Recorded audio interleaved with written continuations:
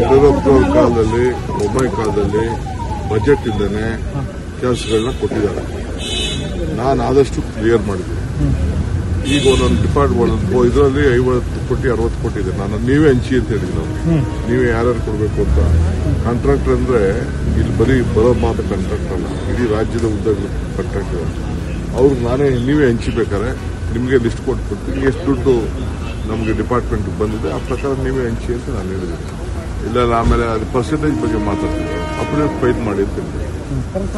Update file ಮಾಡಿ complaint ಕೊಡಿ, ಯಾರ ಬಗ್ಗೆ ಇನ್ವೆಸ್ಟಿಗೇಷನ್ ಮಾಡೋಣ, ಏನು ಬೇಕಾದ್ರೂ ಮಾಡೋಣ. ಅದು ನಾವು ಹೇಳೇ ಇಲ್ಲ ಅಂತ ಹೇಳ್ತಿದ್ದಾರೆ. ಈಗ ನಾವೇನು ಹೇಳಿಲ್ಲ ಅಂತ ಅವ್ರು ಹೇಳ್ತಾ ಇದ್ದಾರೆ. ಅದಕ್ಕೆ ಅವ್ರ ನೋವು ಅರ್ಥ ಆಗ್ತದೆ, ನಮಗೇನು ಅರ್ಥ ಆಗಲ್ಲ. But they can no one can threaten the government. ಎದುರಿಸಕ್ಕೆ ಸರ್ಕಾರನ ಎದುರಿಸಕ್ಕೆ ಆಗಲ್ಲ. ನಾವು ವಿತ್ ಇನ್ ದಿಸ್ ಲಾ ಅವರು 10% ನಮ್ಮ ಕಾರ್ಪೊರೇಷನ್ ಪ್ಲೇಸ್ ಮಾಡಿ ಅಂತ ಹೇಳ್ತಾರೆ. ನಾನು ಅದನ್ನ ನೋಡಬೇಕು, ಕಾನೂನಲ್ಲಿ ಏನಿದೆ, ಯಾಕೆ ಏನು ಅಂತ, ಈ ಎನ್ಕ್ವೈರಿ ರಿಪೋರ್ಟ್ಸ್ ಅವೆಲ್ಲ ಏನೋ ಇದೆ, ನಾನು ನೋಡ್ತೀನಿ. ನೋಡ್ಬಿಟ್ಟು ನಮ್ಗೇನು ಅವ್ರಿಗೇನು ಸಹಾಯ ಮಾಡಬೇಕು ನಾನು ಮಾಡ್ಕೊಂಡು ಬಂದಿದ್ದೀನಿ. ಅವ್ರಿಗೂ ಗೊತ್ತಿದೆ ಅದು.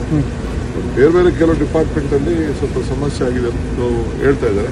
ಚೀಫ್ ಮಿನಿಸ್ಟರ್ಗೆ ನಾನು ಅವ್ರಿಗೊಂದು ಅಪಾಯಿಂಟ್ಮೆಂಟ್ ಫಿಕ್ಸ್ ಮಾಡಿಕೊಡ್ತೀನಿ.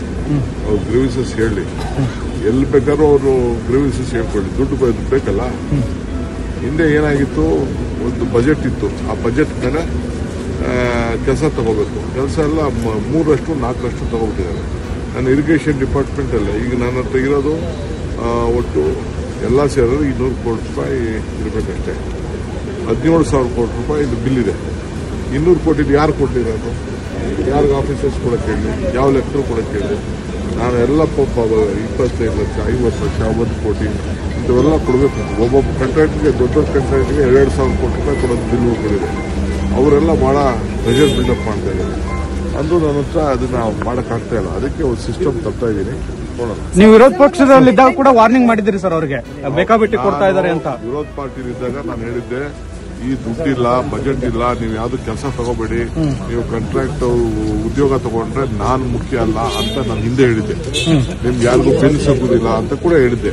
ಬೇಕಾದ್ರೆ ನೀವು ಅದನ್ನ ತೆಗೆದುಬಿಟ್ಟು ಟಿವಿಲಿ ನಾನೇನು ಅವತ್ತೇನು ಮಾತಾಡಿದ್ದೆ ಅದನ್ನ ಬೇಕಾದ್ರೆ ನೀವು ರಿಪ್ಲೈ ಮಾಡಿ.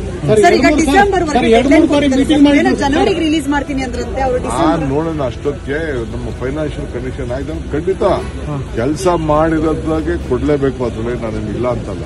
ಫೈನಾನ್ಷಿಯಲ್ ಬಂದಾಗ ಹಣ ರಿಲೀಸ್ ಮಾಡ್ತಾರೆ ಫೈನಾನ್ಸ್ ಅವ್ರು. ನಾವೇನು ಮಾಡೋದು ಸರ್? ಈಗ ನೀವು ರಿಲೀಸ್ ಮಾಡಿಲ್ಲ ಅಂದ್ರೆ ಡಿಸೆಂಬರ್ ಒಳಗಡೆ ಈಗ ನಿಮ್ಮ ಹೈಕಮಾಂಡ್ ನ ಭೇಟಿ ಮಾಡಿ ದೂರ ಕೊಡ್ತಾರೆ.